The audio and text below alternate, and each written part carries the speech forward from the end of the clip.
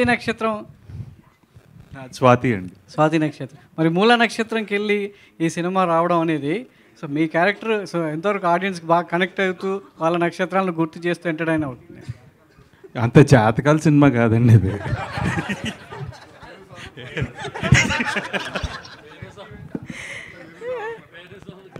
Done. Thank you so much. Venu Swamy అన్నారు కాబట్టి ఒక క్వశ్చన్ మీ మీద ఇది నెవర్ ఎండింగ్ లా ఉంది కానీ ఇక్కడ మనం బ్రేక్ వేద్దాం ఇంకా. Thank you. మీ మీద ఆయన ఎప్పుడు జాతకం చెప్పలేదు. నా జాతకం తెలియదు అనుకుంటా అండి. Thank you so much Abhinav garu. One last question అదే.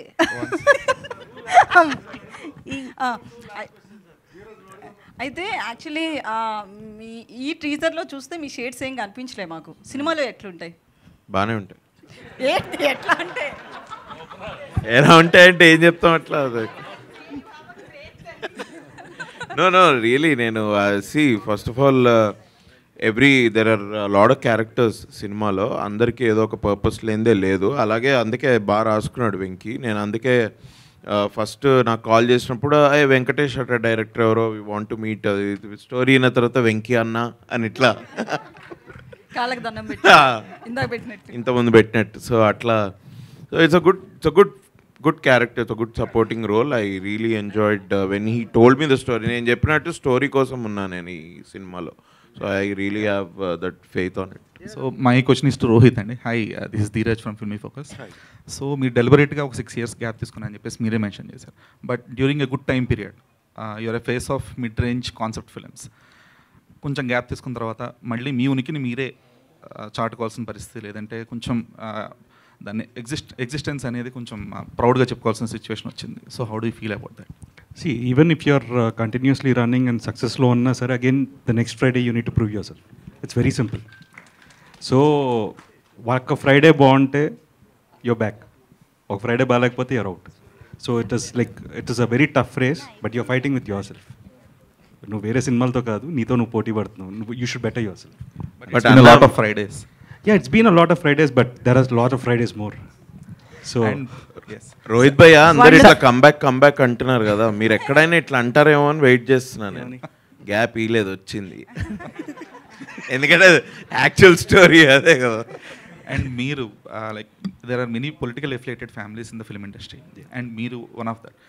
But compare to other political affiliated families from heroes అయి ఉండొచ్చు లేదా యాక్టర్స్ అయి ఉండొచ్చు, you are the only person కొంచెం యాక్టివ్గా లేదంటే దాన్ని స్పందించడం కానీ ప్రతిస్పందించడం కానీ కొంచెం మీరు యాక్టివ్గా ఉంటారు.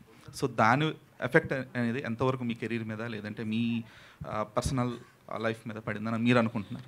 See, definitely I can never see, I come from a political family into films. So నేను సినిమాల నుంచి because like that is like my families legacy and family అక్కడ ఉన్నారు.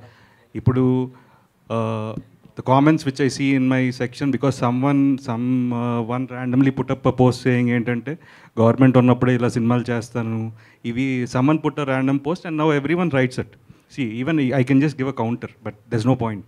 Even I'm also behaving like them. So I try to ignore it and I just try to నా సినిమాలు చూడడానికి వచ్చి నన్ను ఇష్టపడే వాళ్ళ కోసం నా మంచి సినిమాలు చేద్దాం అనుకుంటున్నాను.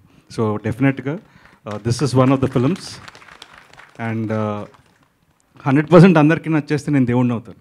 సో నాకు వద్దది. I will be a normal person and let my films entertain people more.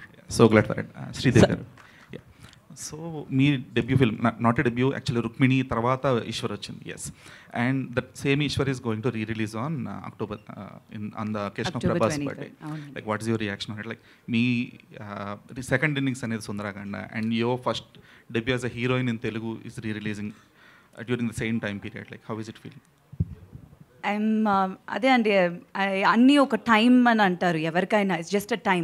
So మంచి టైం కలిసి అన్నీ వస్తే అన్నీ ఒక్కొక్కటిగా ఇట్లా ఫాల్ ఇన్ ప్లేస్ అని చెప్తారు. So that's how I think I feel. So first actually ఈశ్వరే రీ-రిలీజ్ అవుతుంది October 23rd. సో ఫస్ట్ అదే మళ్ళీ స్క్రీన్లో I will be coming back 2024లో. సో ఆఫ్టర్ దట్ మా సినిమా కూడా రిలీజ్ అయిపోతుంది. So I'm very happy. And Rukmini was not my first film, అది చైల్డ్ ఆర్టిస్ట్గా చేసింది. దాని ముందు నేను తమిళ్లో చాలా సినిమాలు 5 ఏళ్ళ నుంచి చైల్డ్ ఆర్టిస్ట్గానే చేశాను. So as a heroine Eeshwar was my first release. Super happy అండి.